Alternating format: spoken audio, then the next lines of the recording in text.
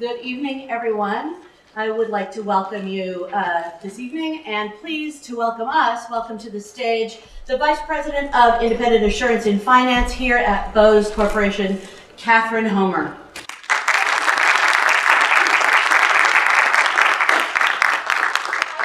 Welcome to Bose. We're so pleased to have you here. Bose is a multi-billion-dollar consumer audio company, and we're really proud to be able to believe in sound as power. We've used our technology to really ignite emotions in people through our technology. We've all been there before. You hear something through a listening moment and you're transported back in time, or you're in a whole different place that you can't even imagine. Bose is a perfect setting to have the NFTE competition. Our foundation is based on innovation. Dr. Bose started this company almost 60 years ago with innovation in mind. He was a true entrepreneur, innovator, as well as an inventor. So he paved the way for technology in consumer audio. He created products that did not exist, that enabled listening in our home to be something special and real over 60 years ago. Innovation being at our core is something that Dr. Bose really promoted in terms of talking about continuously growing, continuously thinking of curiosity, and continuously learning and growing. He believed that his employees should have every way to reach their fullest human potential. Every employee, not just the engineers, not just the researchers. That's where I feel fully supported at Bose. I'm really proud to be a Bose employee because I also studied entrepreneurship at Babson College.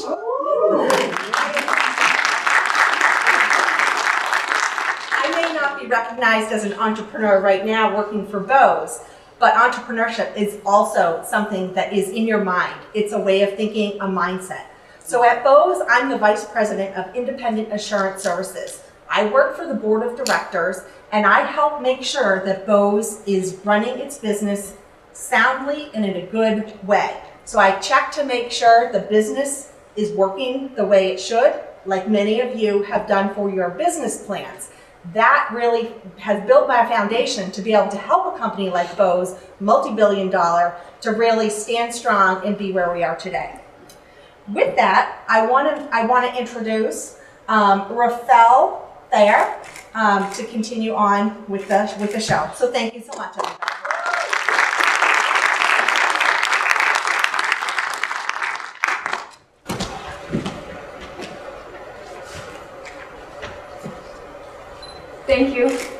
Thank you, Kate, and thank you both for this incredible venue.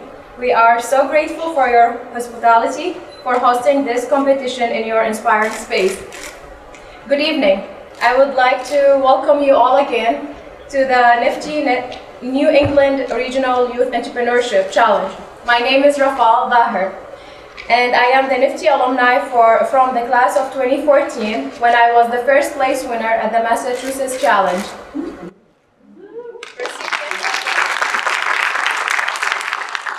Recipient of the Instant Young Entrepreneurship of the Year Award, Scholarship Award. I am so glad to be here as your master of the ceremony today. Yeah. Now, I would like to invite Dr. Patrick Twiller, Secretary of the Executive Office of Massachusetts. Please welcome.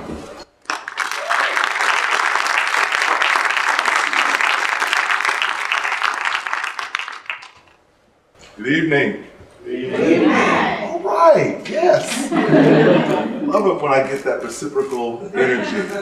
Again, my name is Pat Tutwiler, and I have the great honor of serving as your Secretary of Education. Anytime I go before a group of people to share some remarks, I always repeat my name, and I do that intentionally to dispel any rumors that Shaquille O'Neal was here. No big celebrity, just a big fan of all of you. And thank you for having me here today to participate with you. The highlight of my work is doing just this, the opportunity to connect with students and with educators, with partners around incredible things, incredible work that's happening. And so thank you. I have to say that when Dr. LaRock extended the invitation, there was an immediate, enthusiastic yes from me. I will be there, and I'm excited to learn more about NFTE, because this is my first such event.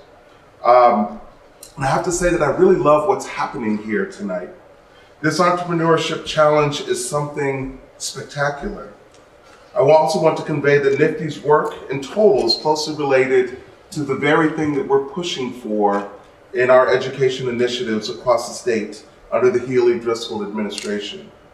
We're all committed to ensuring that students can envision the career and college future of their dreams. NFTE's efforts to teach middle and high school learners how to launch their own business plays a critical role in the aspect of the work that I see as being foundational, and that is creating those seminal opportunities that allow students to see themselves as entrepreneurs and the next leaders in our economy. For me, the golden nugget in all of this is the clear connection between what is learned in classrooms and what is possible in the world beyond. That core relevance is what we are working to achieve, and I know it's something that NFTE prioritizes. All of this represents exactly the kinds of shifts that we want to see happen in education and align seamlessly with our vision for high school in the Commonwealth of Massachusetts, providing deep, project-based learning experiences en route to the development of authentic, real-life products is exactly what we're talking about when we talk about reimagining high school. To my beloved students and contestants, I don't know if that's the appropriate descriptor for you here this evening, my young entrepreneurs, you've done something very brave, in my humble opinion. Prepping a pitch takes a lot of skill and a lot of effort, a lot of time, and it's something, to be honest, that a lot of adults have yet to master. And it takes real guts, real courage to stand behind an idea that you believe in and ask other people to believe in it as well. But I'm confident that what you've come up with, these incredible companies, ones from which all of us will learn and deeply benefit this evening, I'm really interested to see what you have on tap. So believe in your business to the students, believe in your pitch, and most importantly, believe in yourselves. Again, I want to thank NFTE Massachusetts for their leadership, all the students, teachers, and partners here this evening, for not only your work in developing the skill set of the next core of entrepreneurial leaders, but also helping students see themselves as just that. And I thank you to everyone in the room who's had a hand in the continued expansion of this program to more Massachusetts students. It's an honor to work in partnership with you. Thank you, and let's proceed.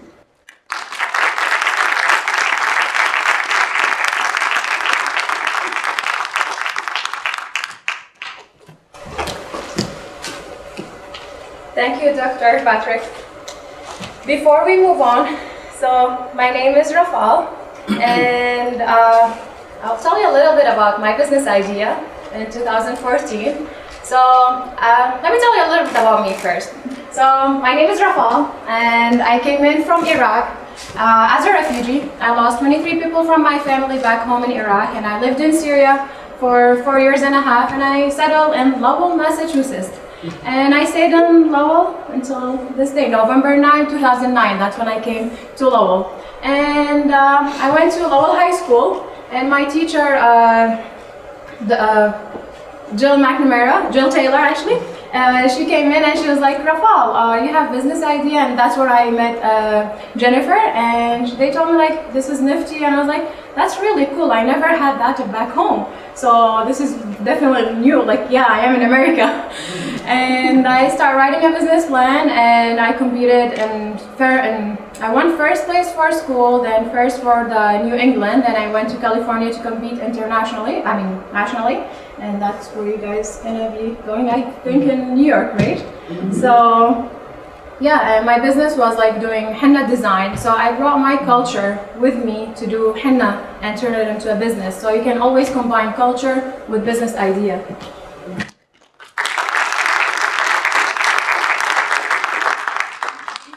Before we move on, we have a short video to show you that gives a little context for why we are all here. Okay, let's play the video. The road to regionals has been a journey many months in the making. Behind every entrepreneur's first pitch is weeks or months of innovation, thinking, and research, and a passion for creating products and services that solve customer problems and make the world a better place.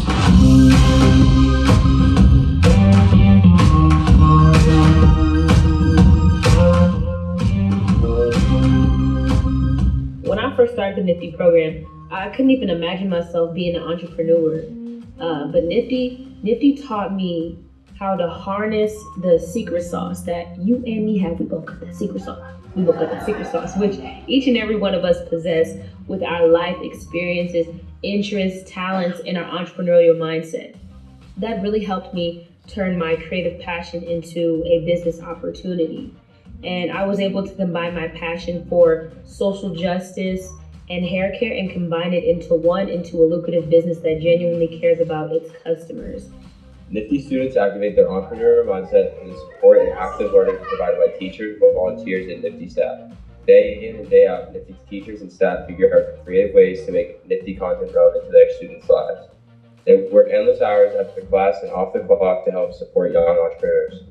NFTE volunteers also go above and beyond, often committing to recurring coaching sessions with students, including late evening hours at times that work for them and for the students after school. They do this because they too are inspired by and become invested in each student's journey and the systemic changes that are possible through entrepreneurship education. Melissa and I were fortunate to have an amazing mentor, Ms. Cook, who not only taught us all we know about entrepreneurship, but taught us valuable life lessons we still use till this day.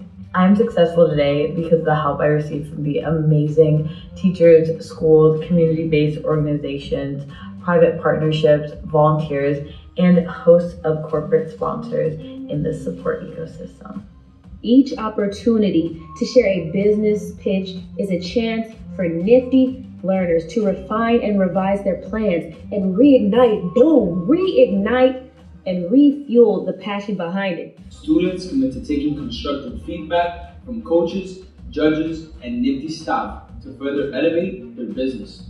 Or sometimes students shift to a completely new idea, following their values, interests, and skills to make adjustments, while tackling some of the biggest challenges in their personal lives, homes, and communities. Each presentation opportunity and each competition allowed me the chance to build my public speaking abilities, career readiness skills, as well as raise my self-esteem even. NFTE really prepared me to prepare presentations and taught me the proper way to pitch, which are skills that I have used consistently ever since my time competing in NFTE. So I appreciate NFTE for helping me get out of my shell and helping me realize that business people aren't just, our articulate men in suits. They can be Black women. They can be women of all shades and color, shapes, and sizes. It can be anybody. Anybody can be an entrepreneur. You can talk how you want, move how you want, wear what you want as an amazing entrepreneur, as long as you're helping the world and making it a better place. Every NFTE program leads to a final pitch competition. So far this year, more than 40,000 students in the US have pitched their business in NFTE classrooms or after school. And even more students will participate in summer programs. The top young entrepreneurs in each program advance to regional competitions across 7 regions, and 48 businesses will be selected to go to the national competition in New York City this October. Today you will get to hear regional finalists present their pitches. We want to recognize all the hard work of this year's cohort of young entrepreneurs and the amazing support they've received along the way. It's an incredible journey. Best of luck to the finalists.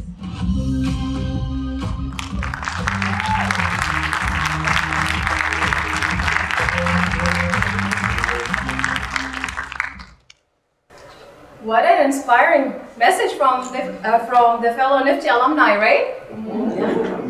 Hope you're all thrilled as I am to be here and to take part in one of the cornerstone of the NFTE program, the business plan competition. Last year, we returned to in-person events, and it was wonderful to see my fellow competitors and entrepreneurs learning into market related to self-care, mental health, community support, and so many other ways of building an inclusive, vibrant, and compassionate society. NFTE knows that preparing young people to be career-ready and future-focused as students, entrepreneurs, and engaged employees help us to create opportunity out of obstacles that appears impossible to overcome. The entrepreneurial mindset, ignited first by our NFTE teachers, places us on bold path of discovery and achievement, causing a ripple effect that positively impacts everyone. That's what these competitors and their dreams represent. Whatever path brought you here today, I want you to know that everyone in this room has the power of transform their lives of young people through entrepreneurship, including our generous supporters. NFTE is incredibly grateful to the sponsor of this challenge, including our presenters, Ernst & Young and Santander, our signature sponsor, Unicare, and our associate sponsor, Fenway Sports Group and HOPR Ventures. Thank you all for making this day possible.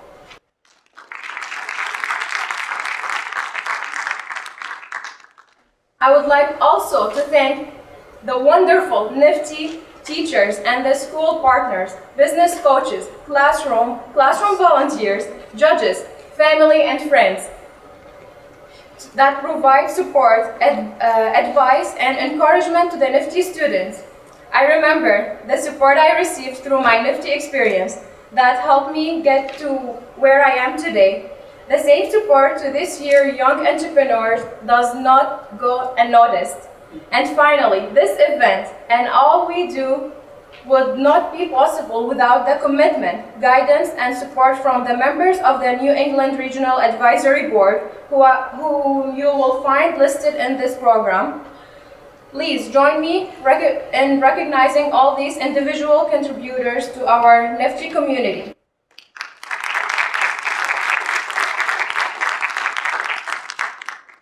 Today is the culmination of many long hours of hard work. Finalists, I have walked the same path that brought you here, and I know all the work you have put into your plans. No one knows this business better than you do. And we can't wait to hear you pitch. Before you begin, please take a deep breath and know that we all believe in you, in your power and your potential, and that we hope you leave today knowing that how amazing you are and how much you inspire everyone here. Remember, it's always winning that pushes us to greatness. Challenges spark innovation, and you never know what tomorrow it will hold. So no matter what the outcome of the competition, be proud of what you have done and enjoy applause.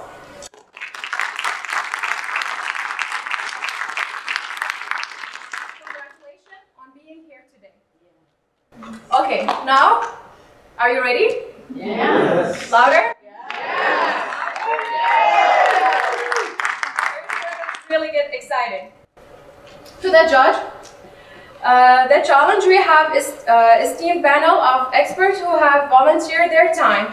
Please help me welcome once more Catherine Homer, Vice President of Independence Assurance and Finance here at Bose.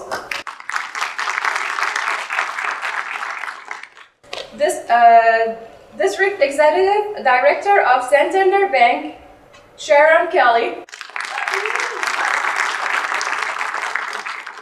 Co-founder and CEO of Ahura, Samantha Morales. Managing Director at Ernst & Young, Danielle New.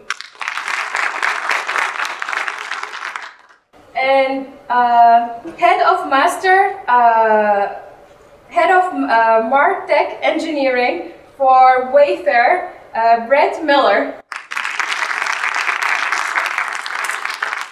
Judges, thank you so much for sharing your time and expertise. We have very confident that our finalists will truly impress you. We do not envy your job. Now, for the rules, each presenter has exactly 7 minutes to present their pitch deck to the judges. Our timer will show a green card when there are 5 minutes left, and a yellow card when there is 1 minute remaining. If time expires before they finish, a red card will be shown and bell tone will be rung. After each presentation, the judges have 3 minutes to ask questions. Again, a yellow card will be shown when there is 1 minute left, and the red card will be run when time is up. We'll provide time between presentation for our judges to record their scores. Additionally, our 2 runners-up from today's competition will each leave with $250, while our second place winner receives $1,000. Our first place winner will take home $1,500. In addition to the $150 they won in the earlier round, our 2 remaining semi-finalists will each receive a pair of Red Sox tickets. That's exciting. All right. Let's start the challenge. To present their business plan for next... Are you guys ready?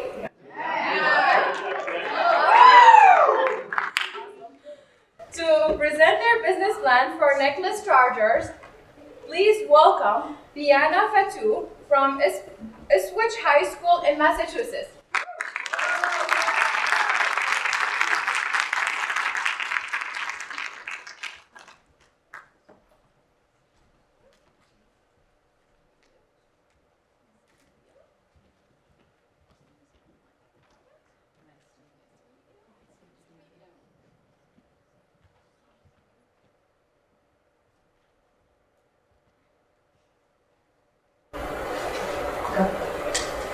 Hi, I'm Bianca Fatou, the CEO and founder of Necklace Chargers, where you'll never feel powerless again. How many times have you found yourself with a dead computer and you always need a charger? Many times, right? Well, research shows that in every classroom there's always a student with a dead computer, and teachers and students get annoyed. That is more than 80% of students who don't bring their chargers to school because they're just confident that they think the computer is going to last throughout the day. Well, it doesn't. Necklace Chargers creates fashionable laptop and phone chargers in order for you to not freak out anymore that your device is dead. Our necklaces are safe, affordable, customizable, colorful, and lightweight. Our underlying magic is that no other company creates this product besides a wristband phone charger that must connect to a computer. But what if you don't have a computer with you? Necklace Chargers provides the USB-C cord, and a power plug. So the only thing you need is an outlet. Or you can put it in a power bank, but that's for last resort. They're protected in colorful plastic in order to prevent breakage, and the charger itself. So the charger consists of the 20-watt block, the USB-C cable, the plastic cable protector, and the block protector that connects the whole charger, and then the necklace itself. And both of those pieces can be customized. Our target market is mostly students who use computers in school. However, people in offices can also use them, and it will mostly be girls because girls are most likely to wear jewelry because they brought necklaces before and power banks, and they care more about their accessories than a boring charger. So that is about 88% of students, which is 49.5 million people. And in the future, when we create phone chargers, that will be 6.84 billion people. My marketing plan is social media. So I will be using Facebook and Instagram because they're the highly viewed platforms, and I will be doing a bunch of giveaways and 20% discounts on a bracelet when you buy a computer charger. My only competition, again, is the wristband charger. However, only 42% give it 5 stars because they complain that there's only one size, it breaks easily, and you always need a computer for it. So what's the point? Necklace chargers are very big, so they fit around anyone's neck. They literally adjust your neck, so it just fits you perfectly. And you also just need an outlet. You do not need a computer, you just have to plug it in. The global portable charger market size was valued at 6.8 billion in 2021, and by 2031, it's expected to grow to 17.3 billion. So that is a pretty big change. You might wonder how I qualify for this. Well, I was born into like a business family. My uncle has 4 businesses. He owns a bar, a kitchen, a construction company, and he just recently opened the Urban Mechanical Court. So I know his struggles, I know his advantages, profits, and how to manage a business. I also took the NFTE course. I was also a 2-time winner at Investment Club with 17% gain. I was also the math team captain in middle school, and I took part in the New England Biolabs project. The cost structure will be this. So one necklace will be $50. The total cost for materials will be $24.38, and my contribution will be $25.61. The monthly break-even units is 12, which is very low compared to other companies that have to create products. For year 1, I'm planning on making about $500,000 in profits. Year 2, about $2 million, and in year 3, $13 million. For year 1, I will be doing all my lounge giveaways, and I will be offering the first purchase to be customized for free. For year 2, I'm going to expand worldwide and make chargers not just for US plugs, but also for Europe. And I'm going to be making phone chargers as well, not just computers. And year 3, I'm going to make them even smaller into bracelets. For the future, I'm going to be giving a kid in need a free Chromebook for every 30th purchase. And I'm also planning on hiring a jewelry designer to actually make the necklace more advanced in style and incorporate the actual block in the necklace. And I'm also planning on partnering with Apple to become more well-known and trusted. So that is necklace chargers.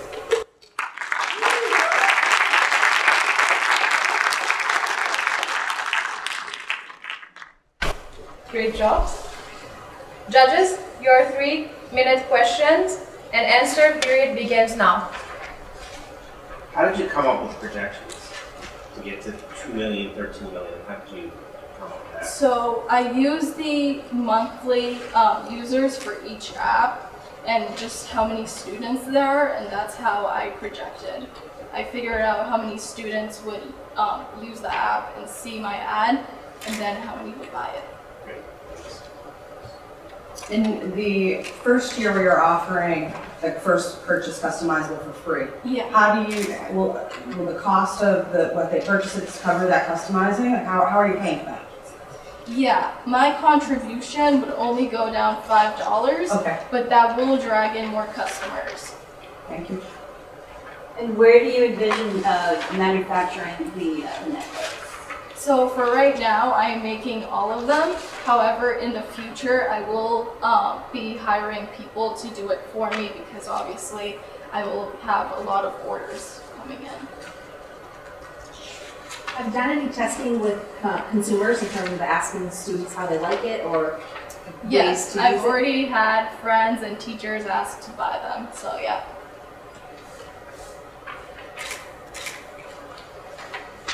you plan to just sell them online, Correct. directly through Through social my media website. site, through your own website? Yeah, I'm working on a website right now. What is the cost of the product again? $50. You have an expected lifespan of the charger before it wears out? Well, the cable protector is supposed to have it like safe and just not prevent it from breakage, but for that I'm not sure, but it should be until like your computer dies too, because usually chargers last for a very long time. They last more than the actual. This end right here, how does this fit in? That goes in the actual, so the USB-C goes in the little space. Got it, thank you.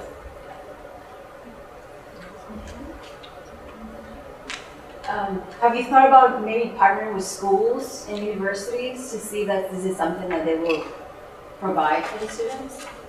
I have not, but I'm sure I could. Like, I know my school is very, like, open about it, but yeah, I'm sure, yeah. Do you feel the USB-C covers the majority of the devices out there, or do you envision needing to have different types of connectors? So it works for MacBooks and Chromebooks, and I know, especially from my school and schools around, that they only use either Chromebooks or kids bring in their own MacBooks, so it would work for both.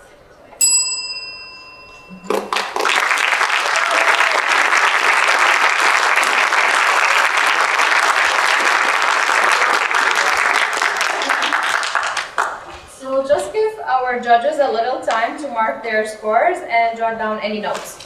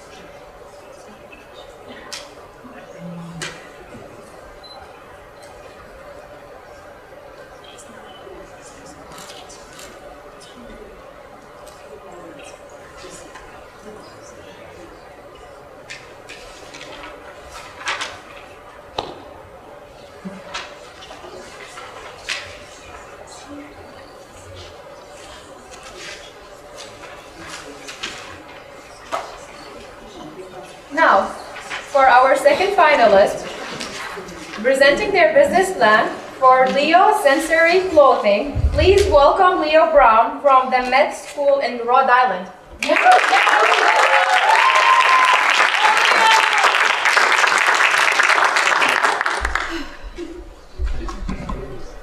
Hi, I'm Leo, and I'm the founder of Leo Sensory Clothing, aka LSC. People who have autism often struggle with clothing due to sensory issues. This can lead to limited options and exclusion from certain social settings. Uncomfortable fabrics, tight fits, and irritating tags are just few of the many problems that they have. LSC takes in uncomfortable clothing and remakes it for a more comfortable option for sensory overload. Promoting confidence while prioritizing comfort. Our mission is to make sure everybody feels good in what they're wearing. We take in garments to make them sensory friendly. By reaching out to therapists and experts, we make sure that we can meet your sensory needs. With modifications and sensory friendly patches, we make sure you never have to worry. We aim to focus on people with autism or any other sensory disadvantages. According to CDC, approximately 1 in 59 children is diagnosed with autism sensory disorder, ASD, and a further significant number of adults. We will target these people to offer them a more valuable solution. We utilize partnerships, social media, and direct engagement to reach our target market. We, through autism organizations, therapists, and centers, we can raise awareness by trade shows, events, and showcasing the impact of sensory-friendly clothing. With experience in sensory issues, this gives us a competitive edge in the market. The growing demand for sensory-friendly clothing is reaching 393.4 million by 2026. We specialize in transforming clothing, differentiating ourselves from generic adaptive clothing brands. With a deep understanding of sensory issues, I believe that I'm qualified because I understand what people are going through. I know how to fix this. With the equipment, materials, and a recent $1,000 investment for sensory clothing, I leverage my background in violin playing to make adaptive wardrobes with precision and skill. Our unit of sale is one adaptive garment priced at $27. The cost to modify it is $14.15, which leaves us a profit of $12.50 per unit sold. This means we'll need to sell just 8 garments per month to cover our $90 monthly fee. I'm proud to share that I've adapted 4 garments in a single day, which means we are well beyond our break-even point. My plans is to hire a team so we can improve our ability to adapt clothing and to make a website so we can ship out of state. I also plan on connecting and interning with local tailors to make sure that we improve our skills. LSC wants to make sure everybody feels comfortable and confident in what they're wearing, whether you have autism or any other sensory disadvantages. Remember, it's not enough to change reality. You have to change perspective. Once again, I'm Leo, and this is LSC.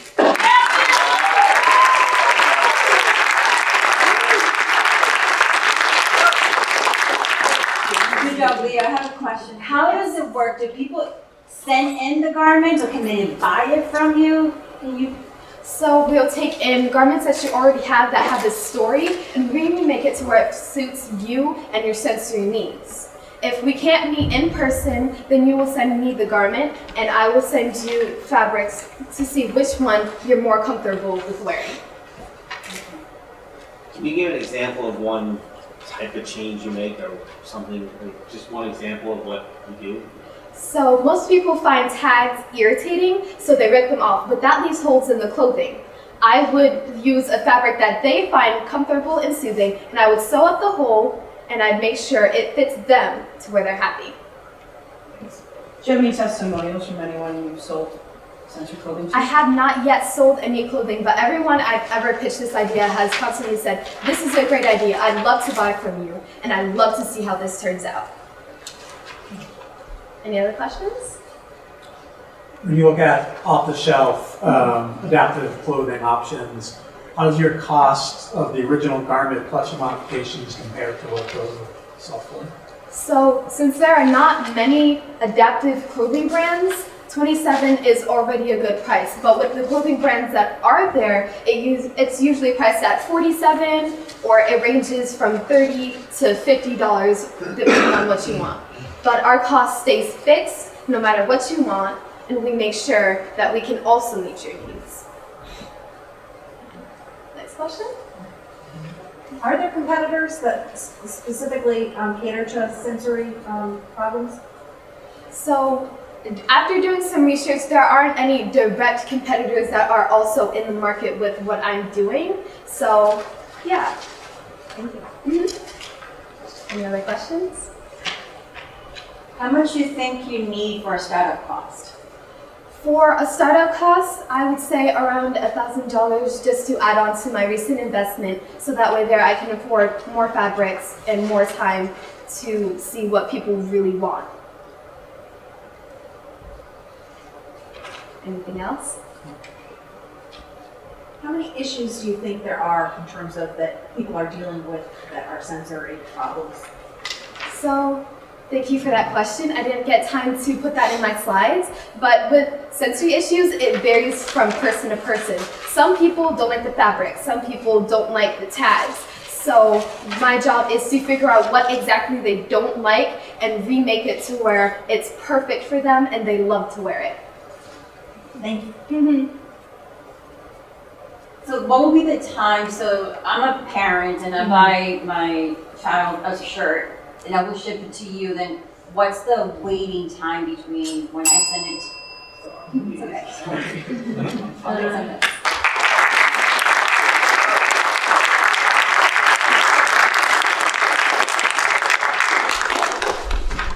Judges, take a moment to finish recording your scores, please.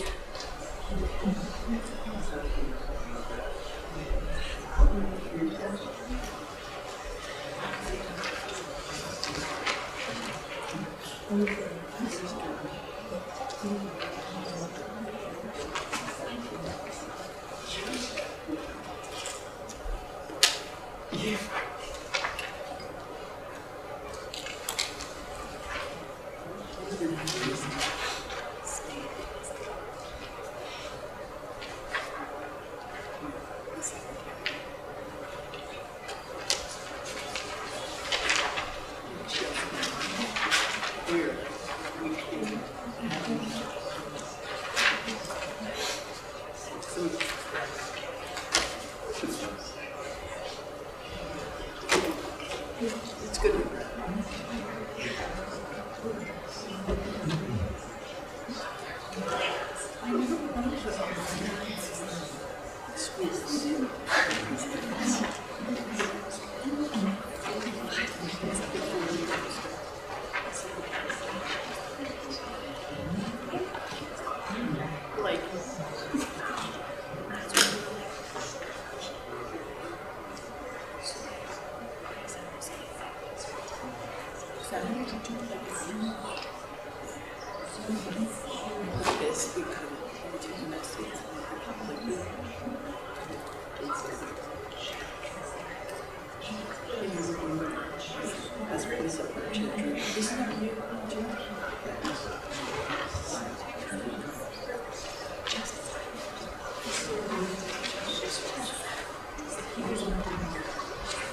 Now, for our third finalist, presenting their business plan for Stepping Stone Daycare, please welcome Charlotte Furman from Barnstable High School in Massachusetts.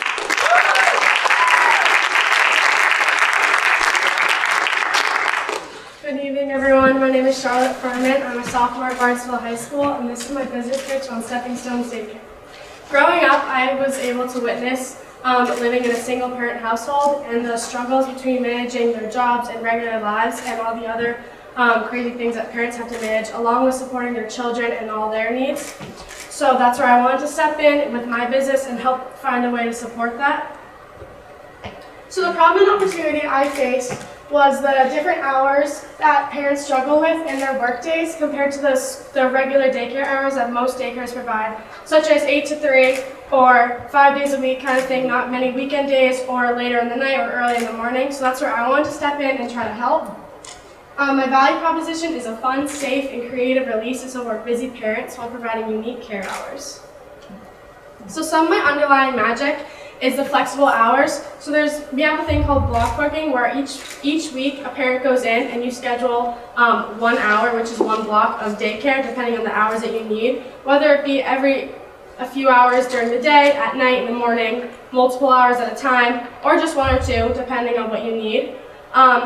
Also, our school provides specific focuses and small classrooms so that each child gets the care and attention that they need that parents would be worried about their child having. Another big thing is the activities and sensory activities that we would provide, such as dancing, yoga, and other cool little fun activities for feeling, touching, depending on the child's needs and wants, which is a big thing, and that's unlike a lot of other daycares, which is a normal, regular schedule, like the morning meeting, like you see it there in the centers and recess. We provide more of an open schedule. Another big thing would be the employees that I have.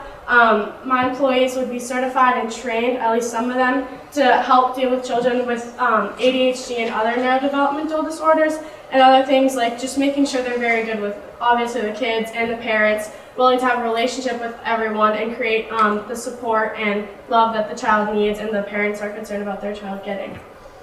So my target market, the demographics are young and busy families with single parents and parents of babies and toddlers.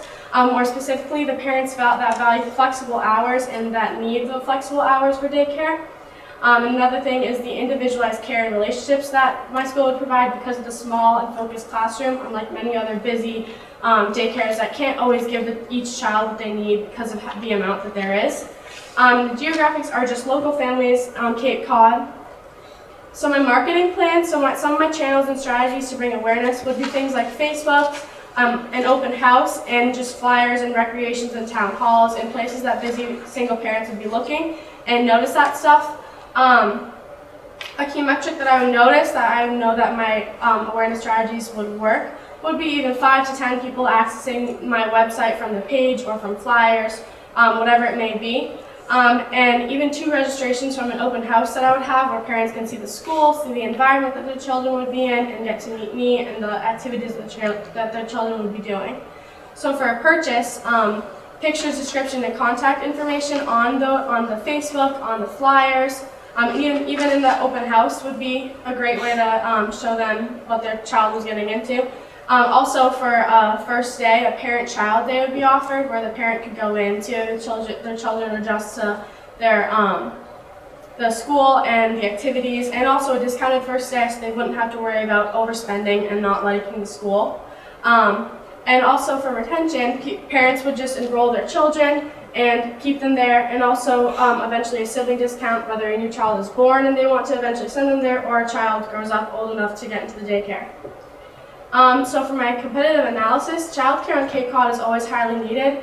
Research shows that a lot of the childcare has declined in the past years, and so people are very desperate on finding childcare. For some direct advantage or direct competition would be Kitty Campus, Child Development Center, Little Sprouts Family Daycare. And my unfair advantage would be the weekend and nighttime hours that I provide, also the early morning hours, and the individualized care for child's needs. If you can see on this chart here, it just shows the difference between stay-at-home moms and working moms and the time that they get to spend with their children and the time that they lose on other chores around the house. For my qualifications, I've always grown up around kids. I have 3 little brothers, and I'm the 3rd oldest of around 13 kids on just my mom's side of all the cousins. So I've dealt with children my whole life, and I'm usually mostly around the kids and those settings. So I've learned to deal with a lot of the children's emotions and stresses as I've seen it throughout my whole childhood. I've learned to communicate with children. A lot of my first jobs, and still are babysitting or mother's helping. Another big thing, like I've already mentioned, is the communicating between children. That is a big thing that I know some people struggle with if they haven't gotten exposed to young children, and a lot of kids communicate differently, and I've gotten a wide range of how they communicate and how to get them to tell me what they need and want. And another qualification is my NFTE Entrepreneurship course. So the cost structure. So my definition of 1 unit is just 1 hour or 1 block of daycare. My cost of goods sold per block would be $8, so then a contribution margin would be another $8, bringing my selling price of 1 unit to $16. So for a monthly break even, I would need 44 blocks per day, which means this is between 4 children and an 11-hour day. So this varies depending on the children during that hour and however many hours they that parent needs. So my current status and future plans. I'm still learning with children and seeing how they develop, taking child development and psychology classes throughout finishing high school and college. I plan to be a nanny, which can grow my clients and support, and hopefully become trained in teaching children with ADHD and other neurodevelopmental disorders, which is a big thing that I know a lot of parents struggle with, wanting to make sure the child gets the specific help that they need. And I also would hope to be able to accept vouchers in my preschool or my daycare. Thank you so much. That's Stepping Stones Daycare.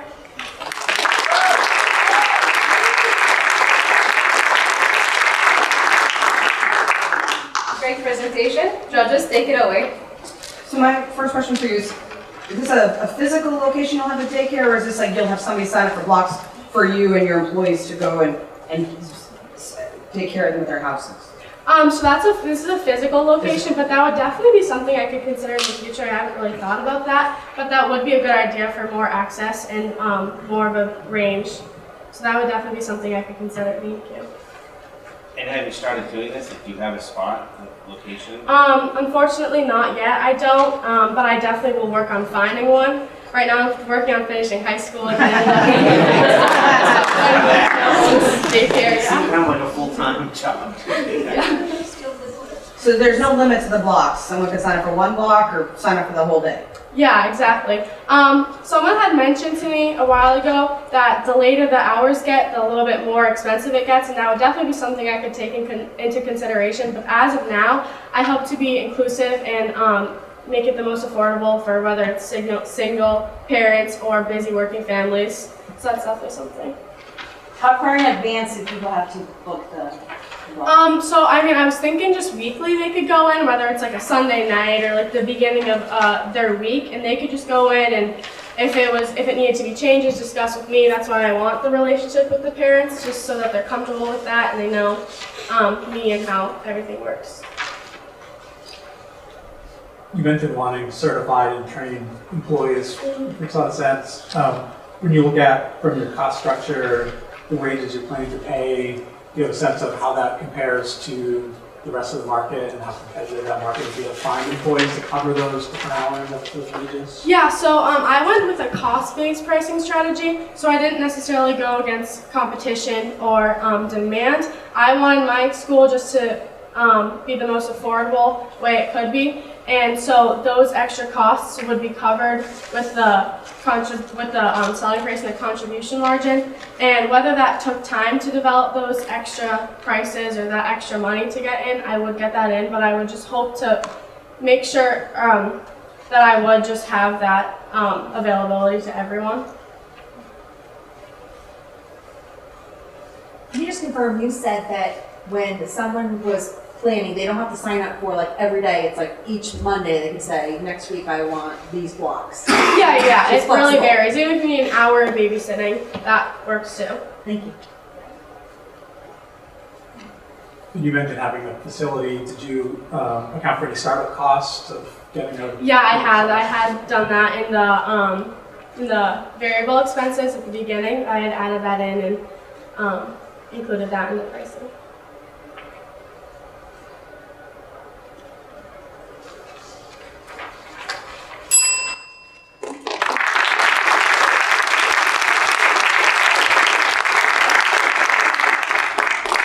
Thank you, Charlotte, and thank you, judges.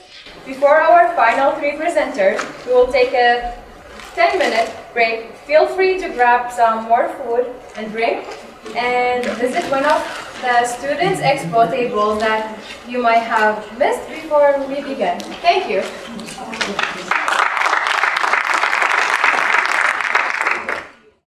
Welcome back, everyone. Let's jump back and to present their business plan for Senu Body. Please welcome Zainabu Chong, also from the med school.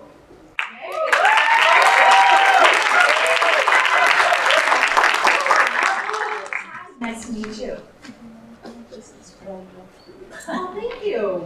Hi. Thank you so much. Nice to meet you. Nice to meet you. Nice to see you again. Nice to see you too. How are you? I'm doing good. It's great to meet you. No, that's great. It's good to meet you. Thank you so much. Thank you.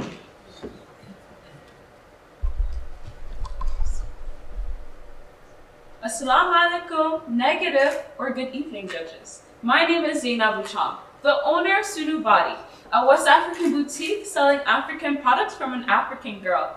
From my beautiful homeland of Senegal, where the water is blue, the markets are colorful, and the people are warm and welcoming. Growing up, my parents always shared with me the richness of my African culture that I grew to love. And now I'm here to educate the world on the true beauty of Africa through our company, Sunu Body. Sunu Body is an online West African boutique that captures the true essence of Africa and brings it right to your doorstep. For centuries, our traditional products have worked for us, and now we're here to share Africa's secrets with the rest of the world. Although Senegal will always be my home, my family made the difficult decision of leaving our country behind to pursue economic opportunity.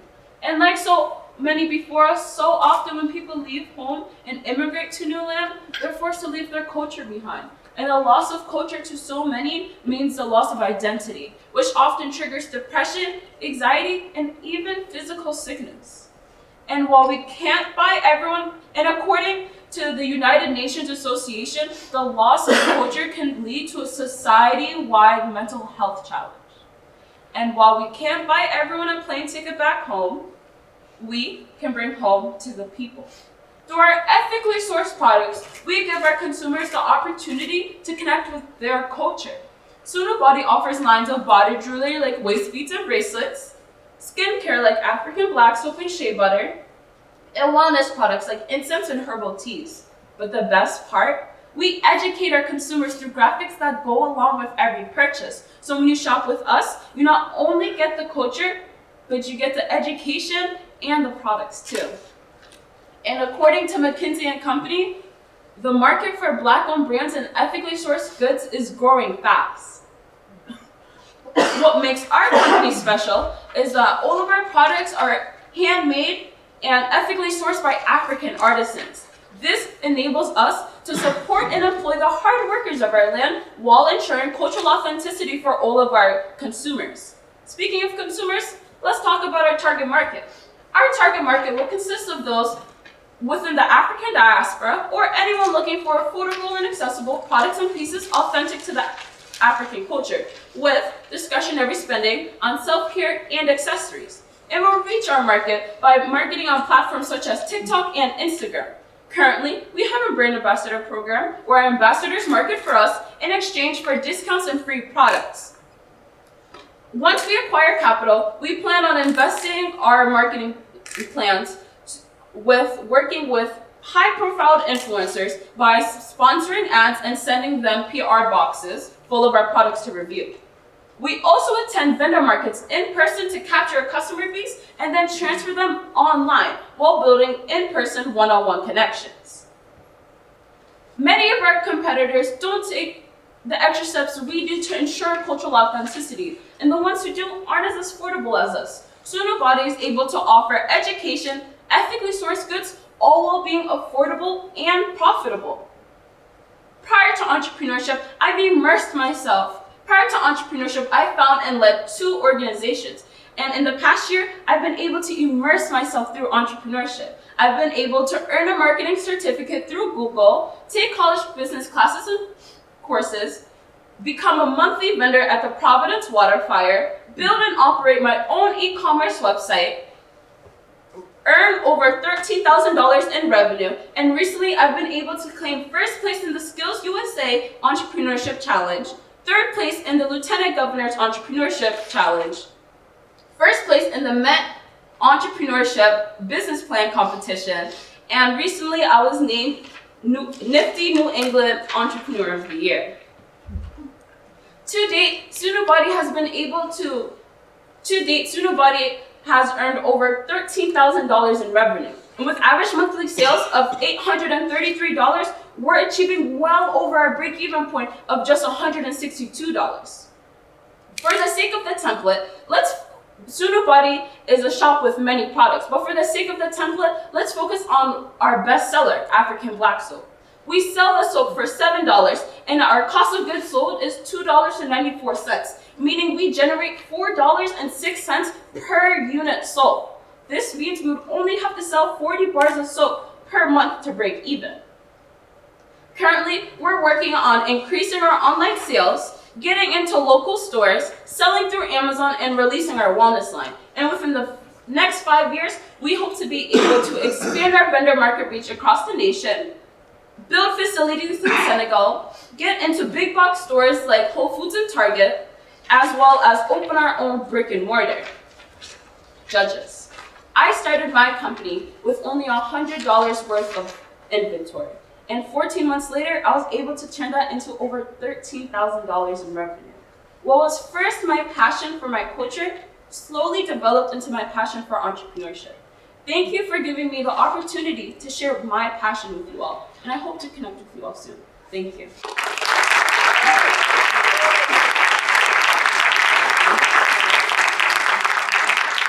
Your bestseller, the soap. Yes. Where is it from? How is it made? And what are the ingredients? Thank you so much for your question. So our soap is handmade by women in villages within Africa. And it's made out of ingredients like palm oil, coconut oil, shea butter, plantain peels, and a bunch of natural ingredients they find within their environment. It's an all natural cleanser, and it's made throughout countries in Africa, and it's worked for centuries. So any piece of African black soap that you see that is a dark brown consistency is the natural soap that our culture has been using. What would you use the startup fund, the funds for? Oh, thank you so much for asking me that. If I could put that in my template, I would have. So for the startup funds, I would definitely use it for marketing to attract customers, great displays for my products when I'm vending at vendor markets, as well as helping me launch myself when I start selling through Amazon, and I believe, online for e-commerce, so helping pay for my domain and marketing ads through like Pinterest and Instagram to get customers to go to my website. Are you importing your inventory from Africa or? Yes, from Senegal to be precise. Okay, great. And follow-up question to that is, was that included in your cost structure, the cost of having that shipped? Yes, it is. Okay, great, thank you. Thank you so much. Talk about it being an ethically sourced product. And, are there any certifications that you need to have for that? And how, when it's manufactured overseas, how are you maintaining the quality, ensuring that the ingredients stay pure and that there aren't any quantities? Thank you so much for that question. So I don't believe I need any certifications, but I would love to do more research just to make sure I'm certified if necessary. But to ensure the quality of my products, I work one-on-one with my artisans, and I see what I tell them what I'm looking for, and we're able to work out the logistics of the product. And for many of my products, like the body jewelry, the quality stays pretty well since it is jewelry. But for maintaining the quality of my skincare products, I'm able to determine it because when I package these products, so before I package it, I'm able to see the quality of my products. How many different pieces of items are you selling? I currently have 7 different items, and there's over 70 variations between colors, sizes, designs, and etc.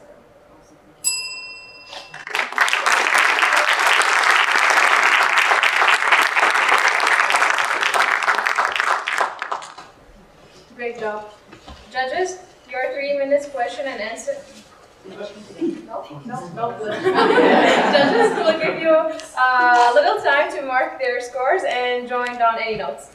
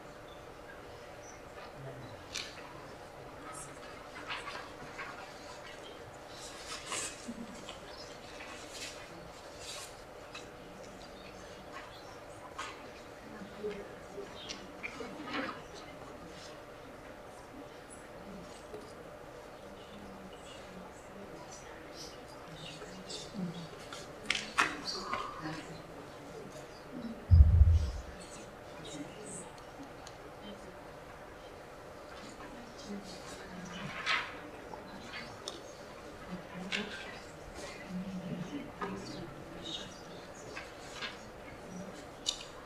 right, are you guys ready? Yeah.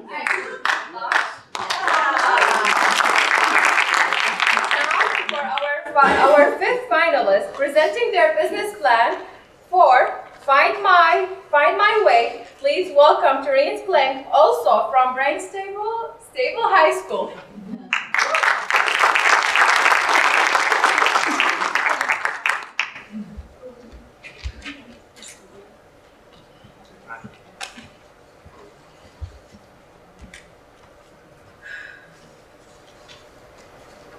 Good evening, judges, and good evening, everyone. I'd like you to imagine something for me really quickly. So imagine that you are 14 years old and you're starting your first day of high school with the big kids, the seniors. Now I want you to imagine that you look up and you notice that you only have 40 seconds left to get to your class. You're nervous and you're anxious and your heart is racing because you're going to be late. Now I want you to imagine that you have an app that will always guarantee that you will be 2 minutes early to that class. Hi, my name is Shanice Clegg and I am the CEO and founder of Find My Way. So the problem that I found is that many kids all around the world transfer schools almost every day. And as someone who has been to 3 new schools in her entire life, I know that they can be very overwhelming and just a lot on one person alone. And there isn't really anything out there that can help ease their nerves and make sure that they are safe in their new environment. So introducing Find My Way. Find My Way is an app that helps students and staff navigate around their building by providing them with details on how to get to their specific location. So for my underlying magic, I decided to give you a little prototype of what I hope Find My Way would look like.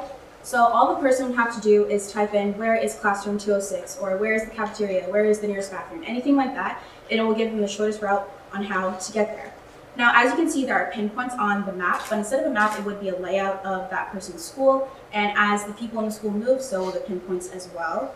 And for some security features, I decided that to add, you'd have to type in your school email, you'd have to create your own password, and 3 teachers would need to accept you into the app for safety reasons, of course. For my target market, I'm mainly targeting people ages 14 and up because that's usually when people get their first phone, and that's usually when people will start high school or in large schools. And it's going to be mainly high schoolers, specifically new high schoolers, and anybody that has any form of income, so low class or higher. For geographics, they would have to be in large schools, and at first it will be US based and English speaking, but that's not at all how we want to keep it. That's just something that we would start off doing. And for psychographics, anybody who enjoys using technology, anybody who always finds that they're late to class or late to school, and anybody who has anxiety problems because as I mentioned before, you know, it's really embarrassing walking into a class and everyone's staring at you and you're late, and I definitely know that Find a Way could decrease anxiety levels. So for my marketing plan, to raise awareness, I want to have QR codes around the schools, and I want to do social media ads, but my QR codes are going to be slightly different. I want them to be a lot more bigger and a lot more colorful because at my school, at least, the QR codes that they put up, they aren't really that big and they're pretty dull and they go by unnoticed. So I want mine, you know, to really just make an announcement. And for purchase, I want to get an influencer to promote my app, specifically one that is well known. And I also want to do free trials as well. And then for retention, I really want to be the kind of business that connects with their customers through surveys. So I'm going to do feedback surveys so that people can tell me what they liked about my app, what they didn't like, so that I can make it better for the next user. For my competitive analysis, I found that Waze and Saturn are my 2 biggest competitors. Saturn more than Waze, but Waze is still in the game because it is a navigation app. So Saturn is an app that simplifies students' schedules, and what it does is it gives you a countdown on how much time you have left in your class, what tells you what class you have next, and I noticed it's a very social-based app, so a lot of kids that, in my school at least, have it. And I was hoping that Find My Way could maybe be an add-on to Saturn, or Saturn and Find My Way could partner up and really make it enjoyable for all students. Qualifications for this is I am a NFTE alumni. I went to a field trip to Babson College in December of 2022, and going to that field trip made me an NFTE alumni. I am in an entrepreneurship class at my school, BHS. I have experience, like I said, I've been to 3 new schools in my entire life, and I have a very strong passion of being the reason that someone's life is easier, and I know for a fact that Find My Way would benefit a lot of people as it would have benefited me. So for my cost structure, my definition of 1 unit is $1.99, which is, my definition of 1 unit is 1 download, which is $1.99, and it cost me 60 cents for my 30% download fee and to the App Store and to Google Play as well. So my contribution margin is going to be $1.39. And to cover all of my fixed expenses, which is $155, I would have to have 112 downloads every month to break even. Current status and future plans. Currently, Find My Way is not a product yet. It's just an idea, but we definitely want to start designing soon. And when we do start designing, it is going to be limited, as I said before, only one language and US based. For growth for the future, I know that I would need to hire a web designer, a graphic designer, a mobile developer, and just everything like that I would need to truly make this app come to life how I have it in my imagination. And I do want to reach out to more locations because I know there would be some stickiness to this. You know, eventually people would find their way around the school. So, you know, I would like to expand to more buildings such as, you know, hospitals, courthouses, or town halls. That way, you know, not only students can use this, but also young adults or even, you know, adults in general can use Find My Way as well. And thank you.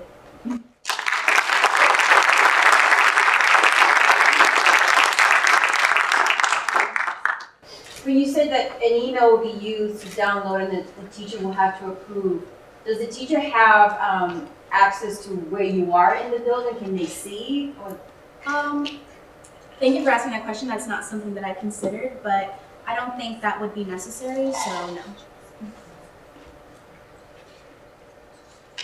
What's your approach to getting different buildings, whether it's schools or hospitals, mapped into the application so that people can find the right locations?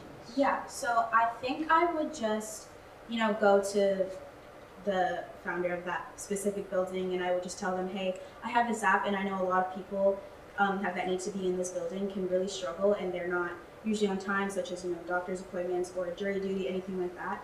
And I think it could really help them, so I would offer, you know, my pitch as I am now, and I would tell them this could really help people, and would you like me to add you onto my app? Who would you have develop the app? I would have a mobile developer and a graphic designer, you know, to make it look like how I imagined it, like I did in the Underlying Magic, the prototype, and also, you know, an app developer, a mobile developer, everything like that, and I would hire them to, you know, really make it come to life. Do you have a timeline on when you want to have the app running? I do not have a timeline, but thank you for asking that question. That's not something I considered, but I will look into it. It would definitely probably take at least like a year and a half probably. So yeah, that's what. Would you foresee a social aspect of the app? Say, find my friend in school, we're gonna go have lunch together.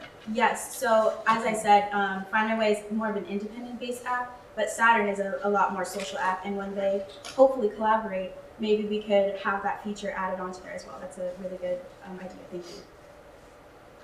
Have you considered different revenue streams besides charging for the app download, like in-app advertising or other sponsorships to pay for the app instead of asking the users to pay? That's not something I considered, but I did want to do ads in the app as well. Actually, one of the additional payments was that you could pay $2.99 monthly to get rid of ads. But yeah, ads is something that I definitely want to add onto there. Other than it covering for the payment, I'm not sure I would do something like that because, you know, I would still need to make money of my own, so yeah. Did you factor in the cost, the app developer that you mentioned that you need to have to make the product app? I don't think I did, but I did cover app maintenance, so I think that helps.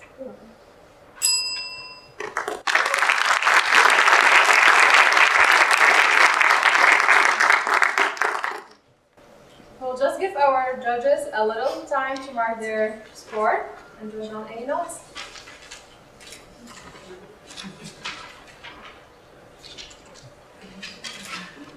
We got one more.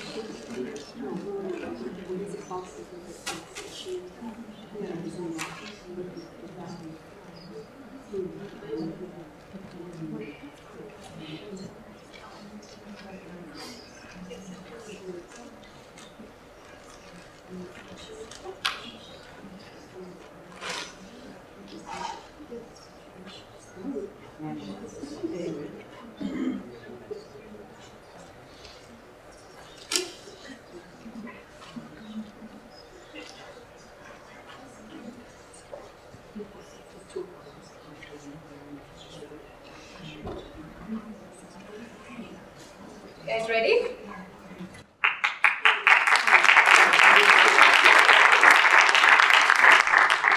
That wasn't long. I need louder.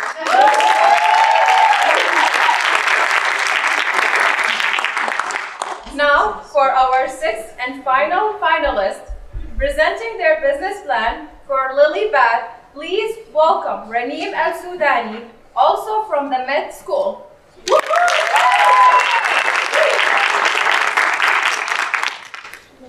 Nice to meet you. Nice to meet you. Nice to meet you. Yeah. Nice to meet you.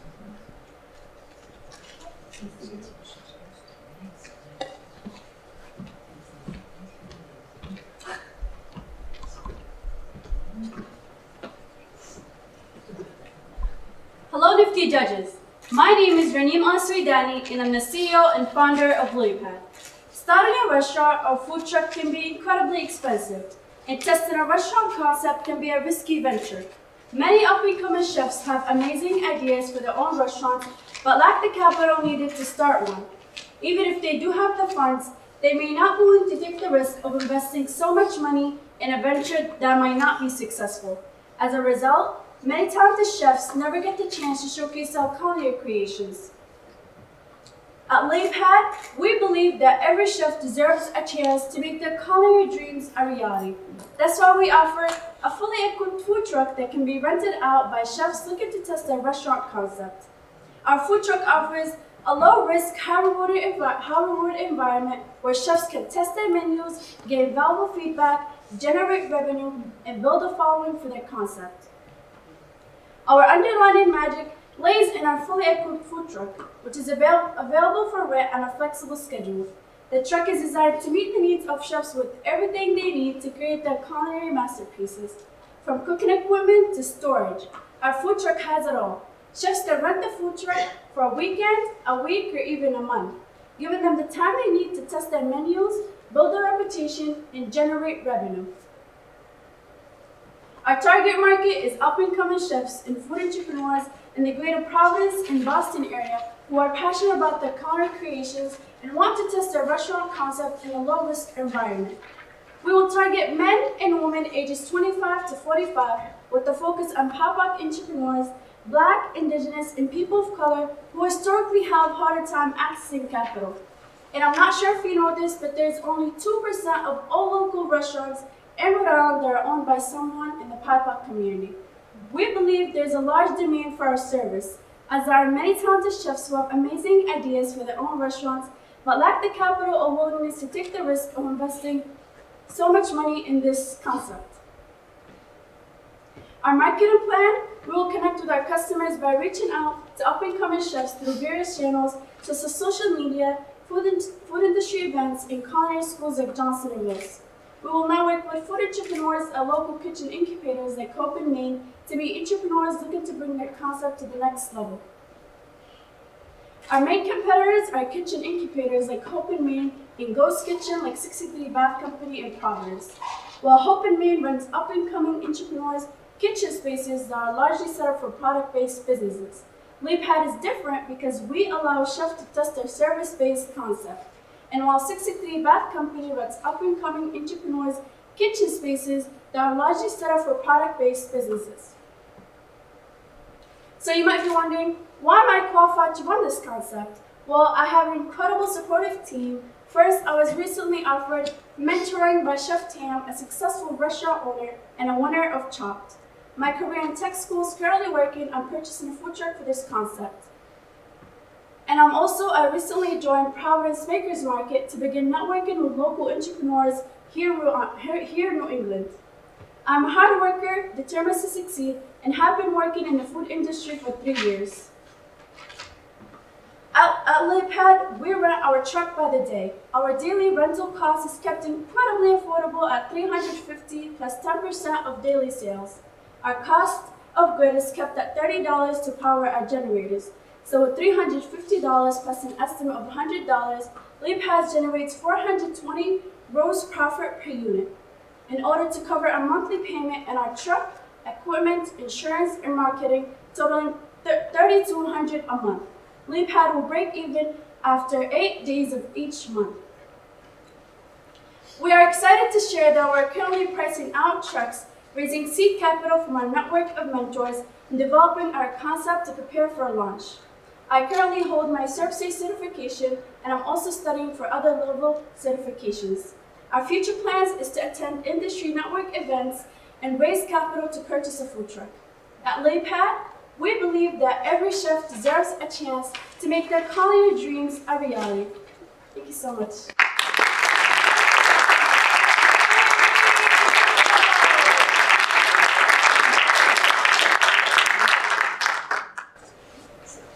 So when they rent the truck, do they drive it away and then they bring it back? Is there like a station in the drop? How does that work?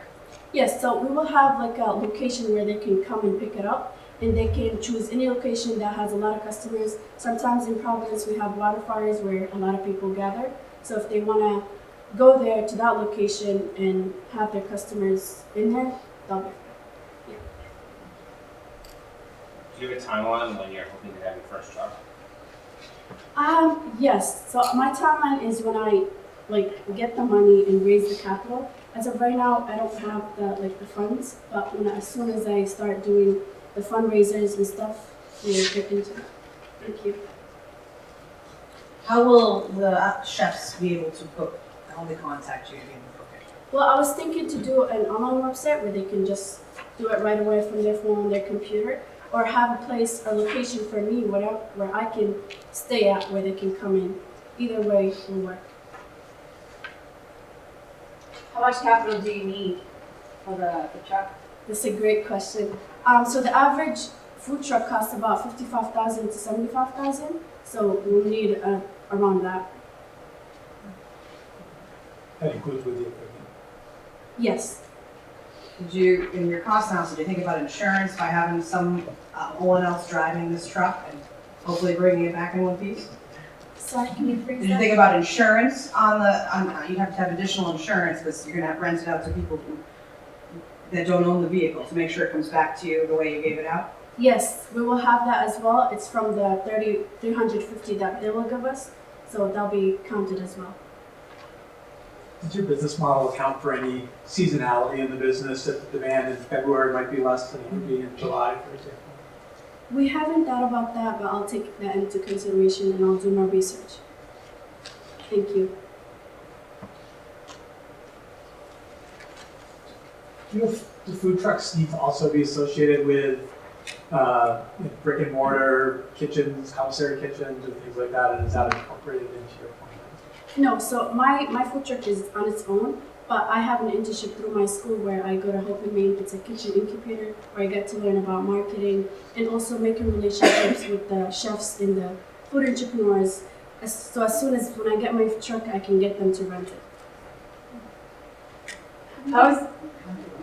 Have you looked into the Department of Health in terms of how, does it need to be certified each time, or? That's a great question. I have not looked into that, but I will. How is it different that there are test kitchens for now? How will you differentiate yourselves? So my business is different, or my different is unique from them because we offer a food truck with full service. It's fully equipped with training, equipment, and tools.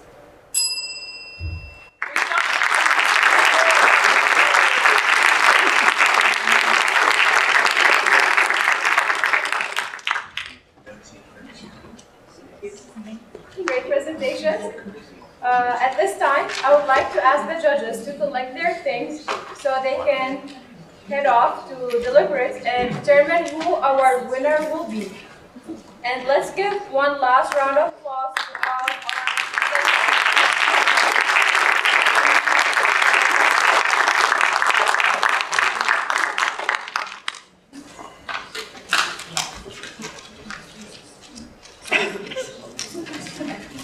Good luck, judges. That's the hard part. That is the hard part.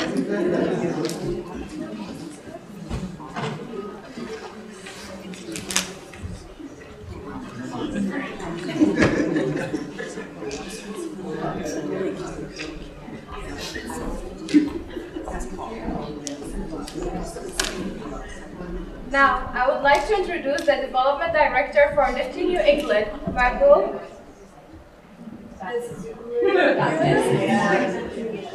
to the stage to present some awards to some very important people.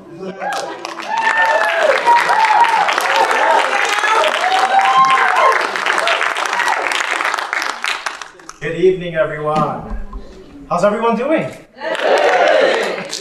Well, like Rafael mentioned, my name is Miguel Vasquez Jr., and I am grateful to be here today to recognize some truly exceptional individuals who deserve some special praise.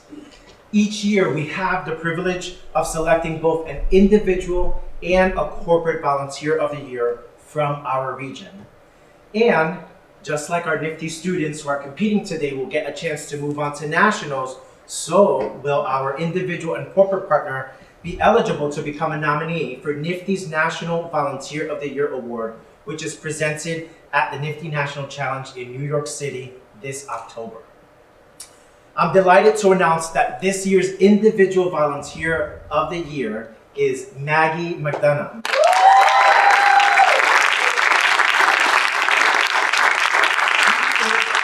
Senior Associate of Community Partnerships at Santander Bank, Maggie has been an absolute superstar as one of Santander's volunteer leads over the past 3 years. Maggie's dedication is unparalleled. She has personally coached our students over 8 occasions since 2020 and has played a crucial role in recruiting over 300 volunteers from Santander to fill over 25 volunteer opportunities throughout the years. Impressive?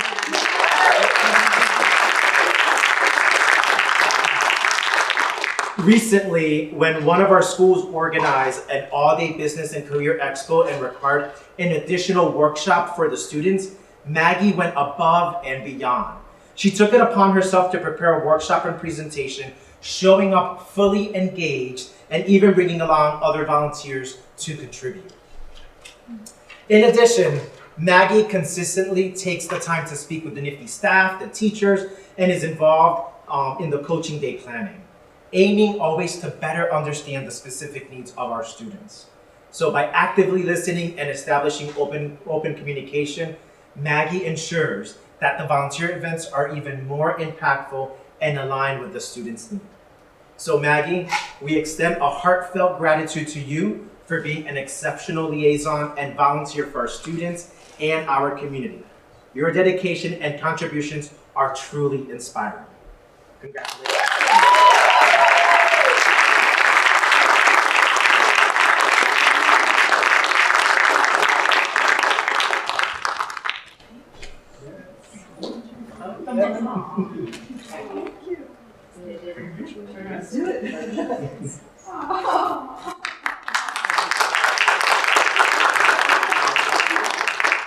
I'm not sure if the mic, I just hold the hair, can get in the way of the mic. All right, well, I want to thank NFTE so much for this award. I want to thank NFTE also for being a wonderful partner to Santander. I've been with the bank for about 3 years and I've seen a myriad of events. I also was going to talk about a specific volunteer occurrence, actually with Trinice, and I was just going to mention like a student I worked with at random, and then she pitched her business up here, so I won't like re-pitch her business to you all. But I also want to say I walked through Barnstable High School, which is her high school, and I got lost. And then I met her 3 months later at that Babson event she mentioned. And I was like, yes, your app is needed. I was deeply lost at Barnstable High School, trying to find the bathroom. But with a specific focus, I just want to quickly say I noticed that all 6 of the entrepreneurs that presented today are women or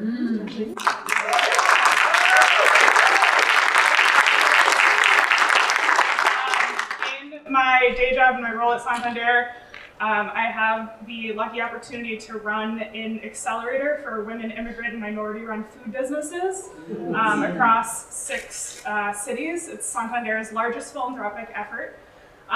So actually, LilyPad, well, yeah, we'll reach out when you guys we partner with Hope and Maine too. It's wildly needed. We see a lot of entrepreneurs with potential to grow into a food truck, but aren't quite there.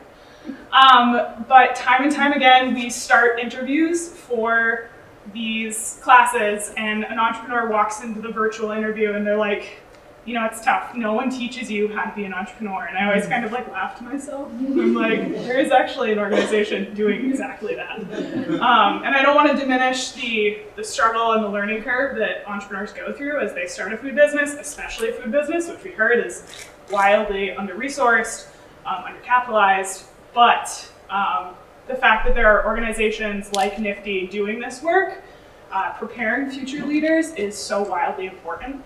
I was at a conference at Babson today. I'll close with this really fascinating statistic.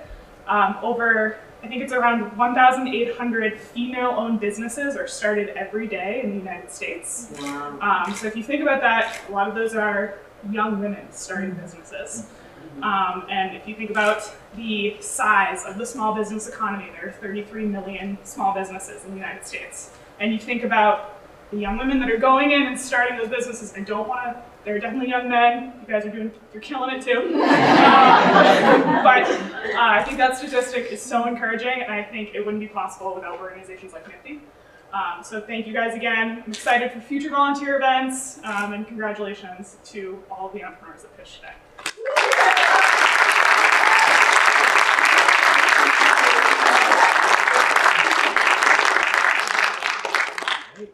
And now for the corporate nominee. I am thrilled to announce that Hasbro has been chosen as the recipient of the Corporate Volunteer of the Year Award.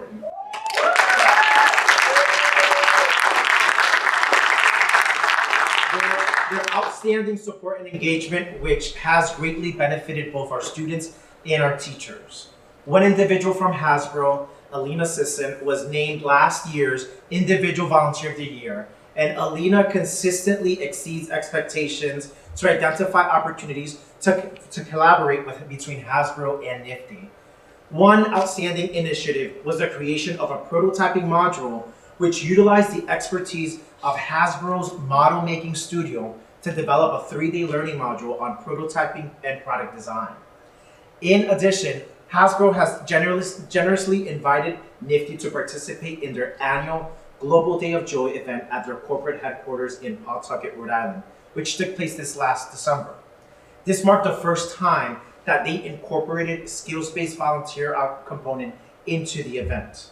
We are sincerely grateful for their opportunity and every opportunity that we have received to be able to collaborate with them and their senior leadership. Although the senior leadership was not able to join us in person to accept the award, we have received a thoughtful video message from Kevin Coleman, who's Hasbro's Senior Director of Global Philanthropy and Social Impact. So we would like to share the video with all of you right now. Good evening. My name is Kevin Coleman, and I'm the Senior Director of Global Philanthropy and Social Impact at Hasbro. We are honored and grateful to be recognized as NFTE's New England's Corporate Volunteer of the Year. Thank you to everyone at NFTE for the opportunity to be part of the entrepreneurial journey that you're on with aspiring youth in our community. At Hasbro, our purpose is to create joy and community for all people around the world, one game, one toy, one story at a time. And we're proud to activate that purpose through strategic partnerships with nonprofits like NFTE, who are on the ground in our communities and making an impact every day. We are also grateful for our passionate employees who drive our purpose. Hasbro was introduced to NFTE by one of our employees that saw an opportunity to share their design skills and business knowledge to help local students on their path to entrepreneurship. They created a curriculum to teach about the design process from a step-by-step model that went from design to implementation. On Hasbro's Global Day of Service in December, we welcomed NFTE students from 2 local high schools in Rhode Island to our headquarters. Executive leaders from our business met with the students to provide insight, guidance, and feedback on their business plans. All of the students in the NFTE program have their own individual story that is unfolding as they learn, grow, develop, and succeed. And we are proud to be part of the journey. Thank you to all of the students at NFTE for your passion, drive, and innovation. We can't wait to see what the future holds for all of you.